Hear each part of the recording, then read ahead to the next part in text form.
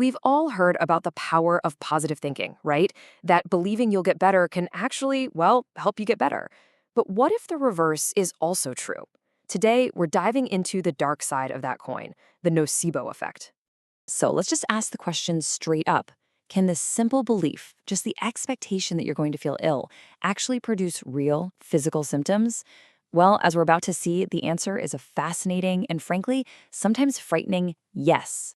Okay, so to really get our heads around this, it helps to start with its more famous, more optimistic counterpart, the placebo effect.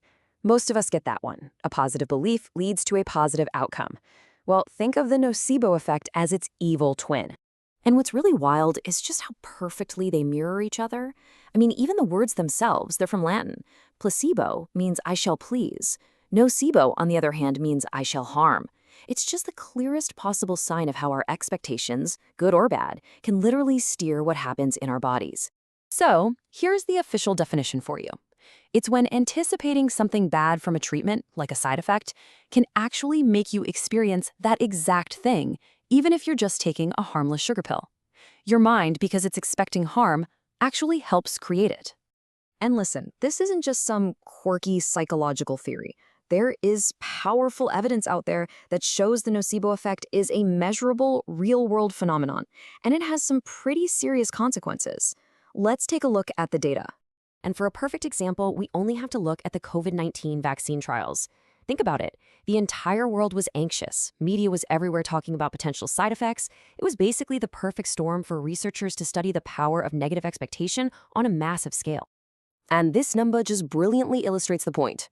A major analysis in 2022 found that the nocebo effect accounted for a staggering 72% of adverse effects reported after the first vaccine dose. Let that sink in.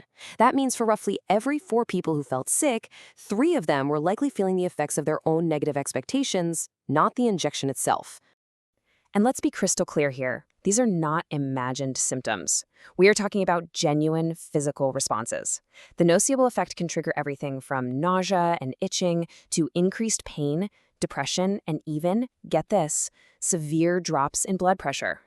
So this is the crucial point. The origin of these symptoms is psychogenic, which is just a fancy way of saying it starts in the mind. But the result is completely physical.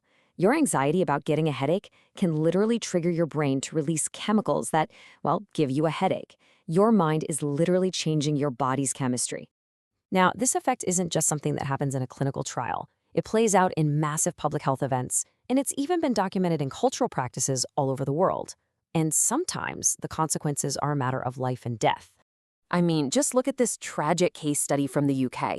A few years back, some negative media reports about the side effects of statins, a common heart medication, just went viral.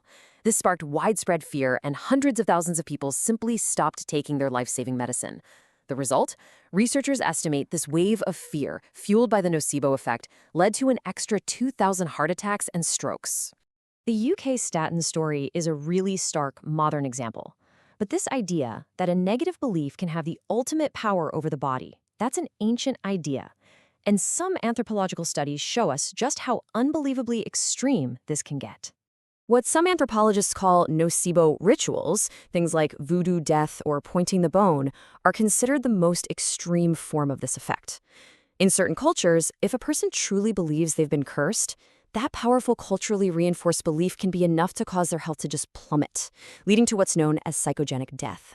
So, if just getting the negative information can cause real physical harm, you can see how this creates a huge problem for the very people trying to help us, our doctors. They have to walk this incredibly difficult ethical tightrope. Which brings us to the central puzzle for modern medicine.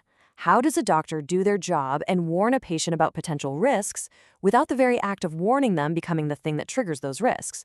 It's a real catch-22. This lays out the conflict perfectly. On one hand, you've got the principle of autonomy. As the patient, you have a right to be fully informed. But on the other hand, you have the principle of non-maleficence, the famous oath to do no harm. What happens when these two fundamental duties are in direct opposition to each other? And that's the paradox right there. By doing their duty to inform you, a doctor might accidentally violate their duty to do no harm.